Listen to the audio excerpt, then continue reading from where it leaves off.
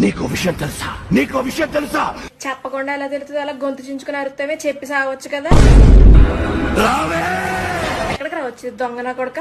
అట్లా కదా ఎర్రగా కాల్చి పిర్ర మీద వాతలు పెడతాను దొంగ నా కొడక. ఇంట్లో పనులని నువ్వు చేస్తావు వస్తే నేను చచ్చి 3 రోజులు అయ్యింది. చత్తే సావు. ఎవడికి నాకేమన్నా చెప్పి వచ్చావా? నాకేమన్నా ఆస్తి రాసి ఇచ్చావా? దెయ్యం పట్టినోడ్లాగా నవ్వేంటి?